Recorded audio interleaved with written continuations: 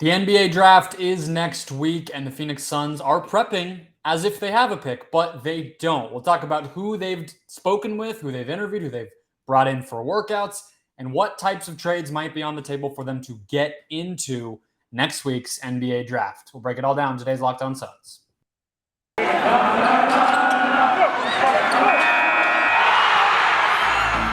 You are Locked On Suns, your daily Phoenix Suns podcast.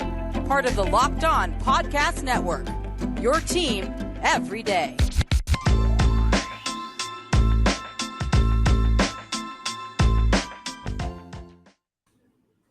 We are back. This is Locked On Phoenix Suns. We are part of the Locked On Podcast Network, and I'm your host, Brendon Kleen, a credentialed media member covering the Suns for the past 5 seasons and a writer at Suns.com and Dime Magazine.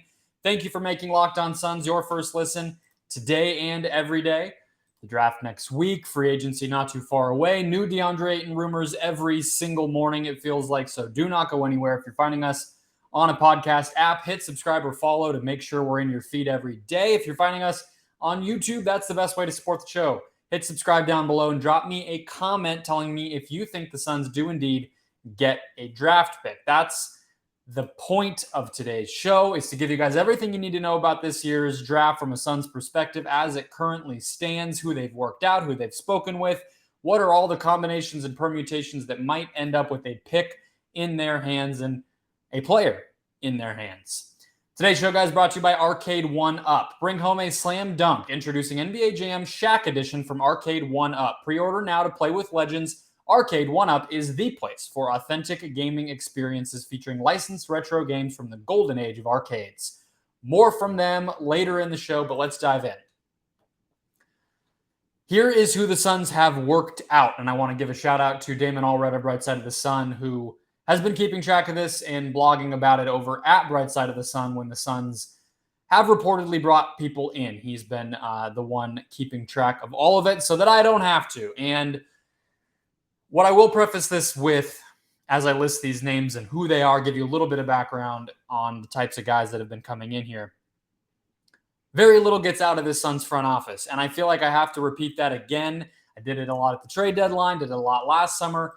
We just have to be honest with ourselves that the Suns do not leak a lot, and so we are not going to get a ton of information. The fact that we have 7 names here says that the Suns are pretty active, and I'll get to that part and what it means and what these guys tell us in a second, but here's who they have brought in. From highest profile prospect to lowest profile prospect, AJ Griffin, who is a Duke freshman, 3-and-D wing, basically, is the general profile. He is going 10th to the Wizards in Kevin O'Connor's most recent mock draft at the Ringer. Very solid shooter and somebody who profiles as a pretty good defender. But as that number 10 standing would show, projected to be a lottery pick. As far as we know from reports, the Suns have only interviewed AJ Griffin. We don't necessarily know that they've worked him out. Next up, Tari Eason, a sophomore from LSU, really a defensive wing. Maybe you hope he's a 3-and-D guy eventually, but really right now is more of the raw defense part of that equation.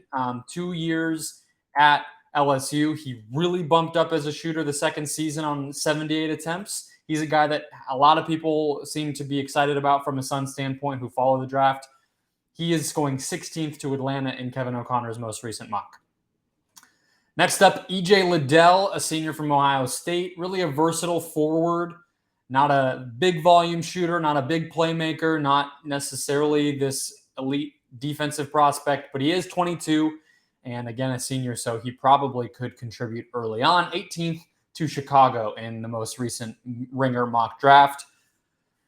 Next up, Andrew Nembhard, who is a senior, really like a shooting ball handler, sort of a point guard, but Gonzaga runs that very egalitarian system, so I wouldn't necessarily call him a point guard flat out. He is projected to go early to mid-second. Then you have a lot of these. Well, next up, Jalen Williams. He's from Arkansas, a sophomore. Damon talked about him a little bit on last week's show that we did about the draft, and really like an athletic combo big man. He's 6'10", he's pretty thin, he's blocks a lot of shots. You know the type. second round, mid-second round is sort of his projection. Then you have these two guys who are projected to be late second into like that undrafted free agent realm. That includes Isaiah Brockington, who's a super senior, most recently went to Iowa State, but has been at 3 different schools. He's like a scoring guard, not an elite three-point shooter, not an elite playmaker, assist guy, but gets buckets and does it fairly efficiently. Lester Quinones is a junior from Memphis and just a point guard, basically. I mean, he's undersized. I believe he's, around 6 feet tall. Oh, he's 6'5". I completely remembered that incorrectly. I had an impression of him being a little bit smaller, but just a point guard. A shooter, somebody who's going to initiate offense, not a huge assist guy, but a playmaker. I guess is a better way to put it. Also, second round to undrafted free agent. So what does all this tell us? What do these names tell us? What do these types of players tell us? I already said, the Suns are active is the first thing. I can say for sure they had a contingent at the draft combine. They've been doing workouts clearly and interviews despite not having a pick. So who's in? Well, let's get to that in a second. Who is on this list? What does that tell us? But sticking on the behind the scenes aspect of this, we know the Suns front office is quiet. Nobody really had an idea the Suns would trade their draft pick in 2021. And I don't believe either Cam Johnson or Jalen Smith that the workouts that they had with the Suns had been reported in 2019 or 2020 when those picks happened. Now, one of them was during COVID, so not a surprise, but the Cam Johnson thing was a complete shock as well. So the Suns move very quietly around draft time. So even though we know that they're more active, we don't necessarily know what they're up to. And I definitely don't want to give the impression that these 7 guys are the only people that they've spoken with or spoken to the representation of or any of that. That's very unlikely. I think we can assume that the Suns have spoken and maybe even worked out a lot more names than just these. So again, who is on this list? Mostly wings and guards, almost all of them plus shooters. So we know that's not really a surprise. I mean, the players outside of Jalen Smith that the Suns have drafted, that James Jones has drafted, are Cam Johnson. I think even Jalen Smith fits on this, actually, because he was a plus shooter coming in. So Cam Johnson, Ty Jerome, and Jalen Smith. You also add Tyshawn Alexander to that list. You add Ife Lundberg to that list. Like, we know this list should not surprise anybody. Who's not on this list, though, is a little bit more interesting to me. Big men, centers. Jalen Williams is the only guy who's really a big that has been linked to the Suns during this process. So I'm not saying that really tells us much of anything. I'm not going to connect it to the DeAndre Ayton situation, but it's interesting, right? I mean, it would tell us something if they were bringing in a ton of centers. It would be like, oh, maybe they're really, eyeing a guy, somebody. So it's a return to what we thought the Suns type was pre-Jalen Smith, and it doesn't seem to indicate some sort of big hurry to draft big men. And I think that's a smart thing to do. They're pretty replaceable. I'm not saying that about Ayton necessarily, but I do think that it's not always smart to go out and every summer get a new $5 million backup like JaVale McGee was. Okay, so we know who the Suns have brought in. We know the types of players that they've been linked with. We know what to expect in the coming week plus as we get toward the draft, which is to say not much. This team is going to be quiet, but they don't have a pick. As another reminder, they traded the second round pick for Torrey Craig. They traded the first round pick for Chris Paul. So what needs to happen for them to get into this draft? We'll cover all of that in a second. First, though, another quick word from Arcade 1-Up. Here we go. Boom shakalaka. We have big news. The one and only NBA Jam is back. Arcade 1-Up, the leader in at-home retro arcade games, is not only bringing the best game ever back, but they've made it bigger than ever with a, wait for it, Shaquille O'Neal Shaq edition machine. I don't know. If you don't love NBA Jam, I kind of question your bona fides as an NBA fan. I played it in arcades. I played it incessantly on the junior high school bus on my iPod because I couldn't get enough of it, but there's nothing like that classic experience. Jump clear across the court and set the ball on fire in one of the first sports games ever to feature real and digitized NBA license teams. No fouls, no free throws, no quarters required. Compete with friends and family through all new Wi-Fi leaderboards, making you more connected than ever. Pre-order now from Arcade 1UP. That's Arcade, the number 1, up.com for an estimated early September ship date. Arcade 1UP is the place for fun. They've even got more classics like Golden Tee, Mortal Kombat, and many others starting at just $3.99. This is the machines, guys. I'm not talking about a disc, a cartridge, anything. This is the arcade game in your house. Check it out. They're giving away a NBA JAM Shaq edition. Again, that's a Shaq edition of the classic game to one lucky Locked On listener. Enter for a chance to win a game console for your man cave or office or living room, for that matter, at arcade1up.com/lockedon. That's arcade, the number 1, up.com/lockedon. You've got till July 8th to enter to win that Shaq edition NBA Jam console. Don't miss out. Enter today. All right, I'm going to go with first round trade options to start. Then we'll get into the second round. I want to reiterate this as well here as we're talking about the draft, and I will do so every time we talk about the draft, especially as more news comes out. The Suns do not really have the option of including a 2022 first round pick, or any pick for that matter, in the 2022 draft in a DeAndre Ayton trade. Okay, that's the main point of business that we know the Suns have on their to-do list this summer, but the draft is unlikely to play a role in that because the draft comes before free agency. Now that the Suns chose not to extend Ayton, anything they do has to come once free agency happens, including re-signing him. They could have those conversations now, but nothing really will tangibly happen.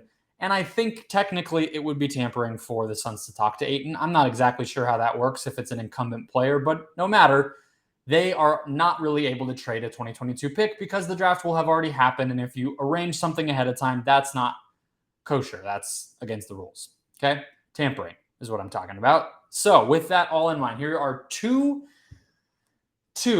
I think both fairly likely, although the value stuff and what goes in either direction is always a little bit hard to wrap your mind around. But these are constructions. These are the outline of trades.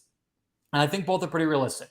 So one actually comes from the Locked On Ultimate Mock Draft that will be running, I believe, Monday through Thursday of next week leading up to the draft. 4 parts, big series, every single pick mocked, all of it. It's really good stuff. I've hosted it twice. I've done picks every year for it, except this one now that the Suns finally don't have a pick.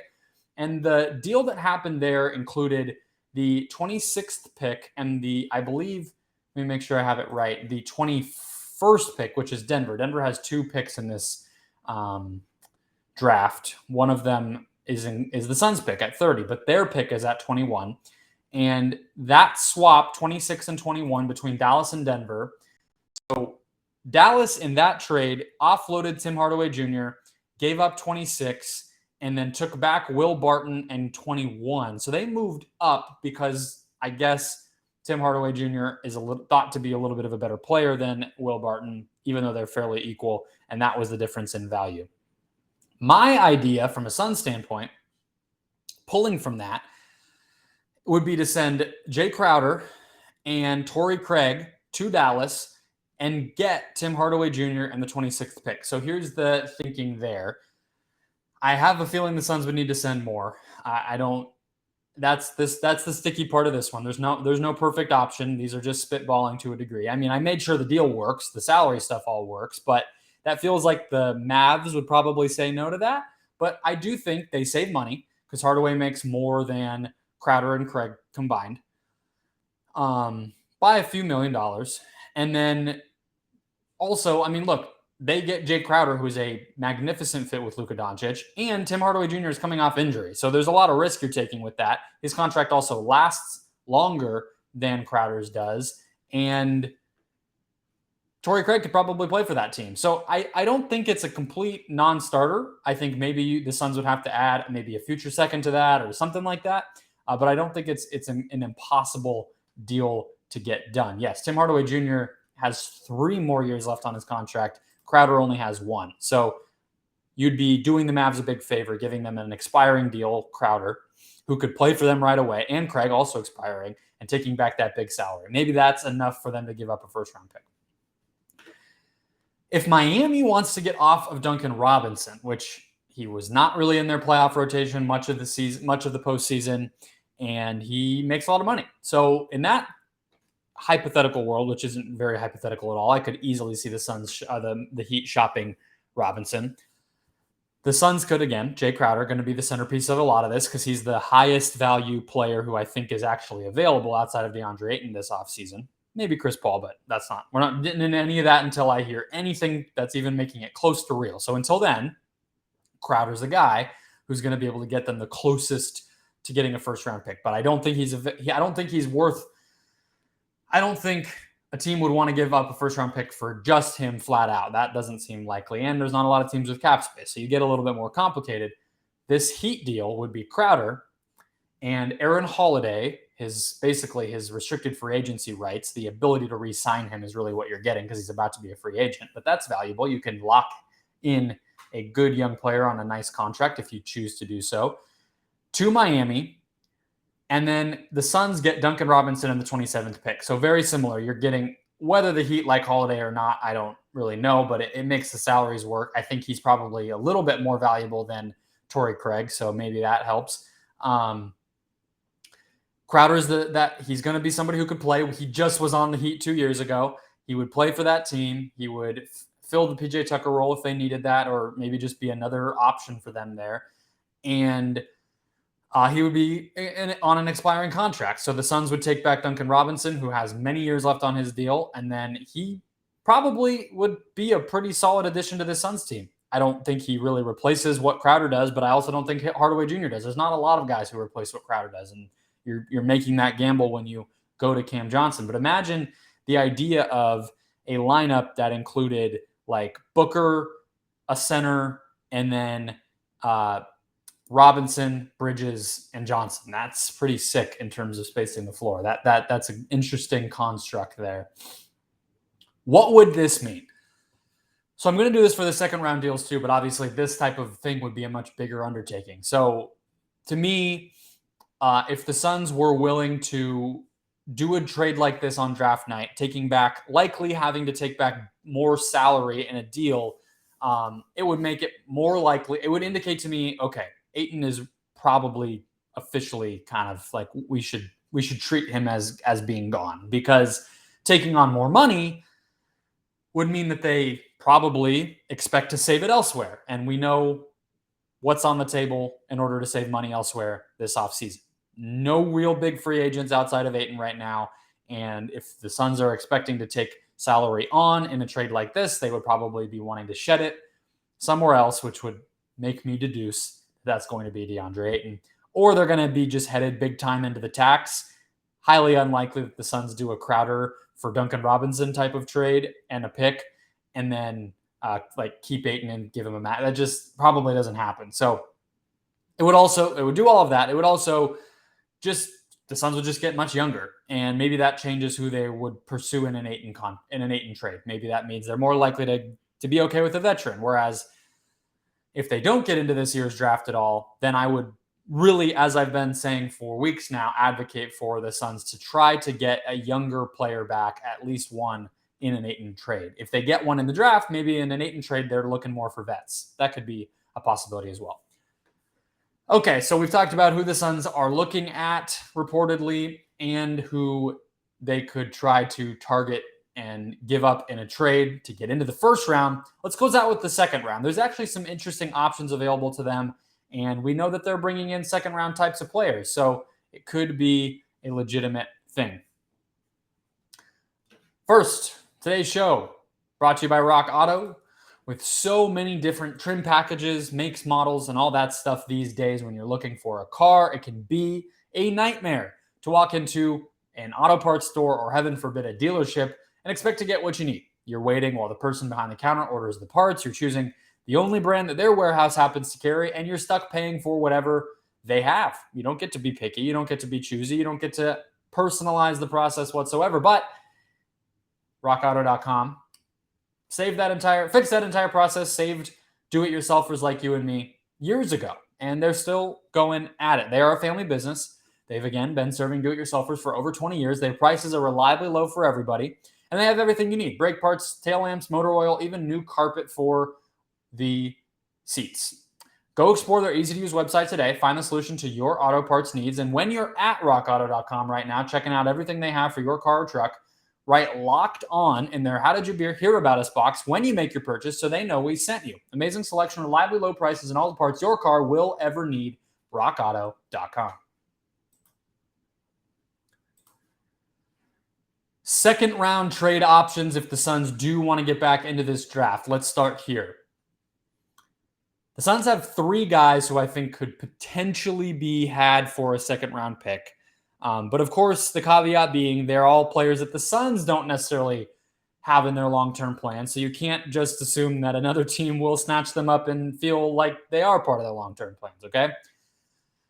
But Aaron Holiday, the Suns basically just gave up cash to get him, but he was a first-round pick not too long ago, and it's not as if he's been a bad player. He's never really stuck in any particular situation. I mentioned this with Damon last week. I just think, look, Holiday could be the eye, beauty in the eye of the beholder, apple of their eye, whatever the phrase might be that you pick for some team. So I'm going to give examples for each of these, just a quick, very surface level guess as to teams that could be interested. So Aaron Holiday, I could see Charlotte at 45 in the second round, the Clippers at 43, the Celtics at 53, potentially being interested.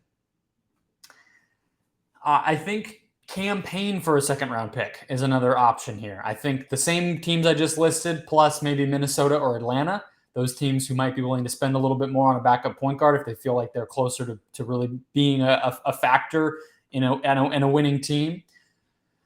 Torrey Craig, who I mentioned in the first round options, could be a possibility here as well. He is on an expiring contract.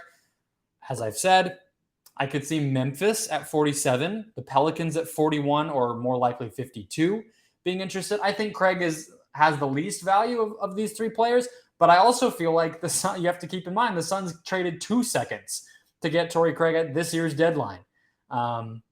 So I guess never say never that another team could see him as a plug-and-play option, and if they don't love anybody in the second round, maybe Craig makes sense.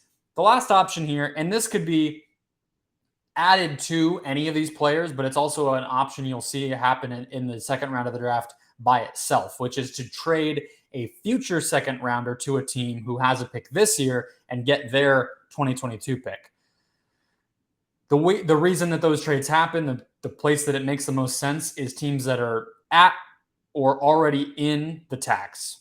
So if they're worried about getting into the tax or they're already in the tax, then they don't need to pay a second round player. They could leave that roster spot open.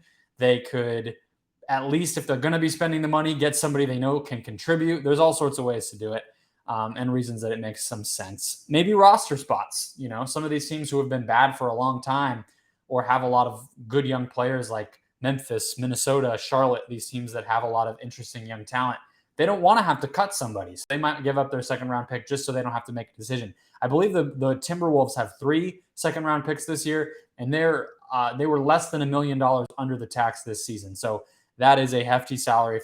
If they want just a little bit more flexibility, maybe they choose to give up one of those seconds and turn, maybe turn it into an Aaron Holiday or a Cameron Payne or a Torrey Craig, or just that future second. Again, those are the 4 options as I see them. Here's what this type of construction would mean for the Suns. What it would do is, if it was one of the players, if they could get a taker on Holiday, Payne, or Craig, it flexes out a medium-sized player for someone who has a lower salary. So it's the same thing I was talking about with these other teams who might have salary stuff going on in their head. That's a lot of what you see in the second round because these players are not subject to the rookie scale salary structure. So they're a second round player is minimum they only make $1.5 million next season.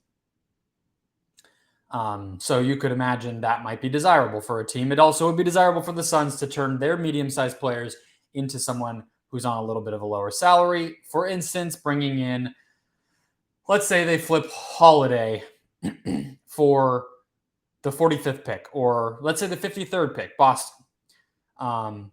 And they get Andrew Nembhard in place of one of Holiday as a a young guard option, but he's also a senior, so he might be ready to play. And he's only making $1.5 million, whereas Holiday this season was making $4 million. And from there, you would imagine his next contract would be at least in the campaign range of $6 million, maybe a little bit less. Maybe it's still $4 million, but that's a lot. It's 3 times what Nembhard might make, just as an example. So this route, clearly, as I've explained already, it gives them cap flexibility. I don't really think that this would tell us much. It would just give them a little bit more wiggle room, in an Ayton trade, in a completely separate trade, anything. It just gives them a little bit more dollars to throw around, and that's helpful. But at the end of the day, it would be predicated on another team actually giving the Suns a pick for these players, or having the space to take on a player like this, cap space, or a player who they can match, who they're not married to, who they could flip over. It's helpful in these cases if you can find a player who has a very small salary, but maybe is on a team option or a non-guaranteed, because in a trade, they count for that amount of money, but then you can cut them right away and you don't have to pay them. It's the cruelty of the business, but I'm just giving you the facts of the situation in this case. That's just what happens here. So you'd have to find a partner, even though it's nice to have that flexibility. Maybe the Suns have their eyes on Nembhard or somebody else.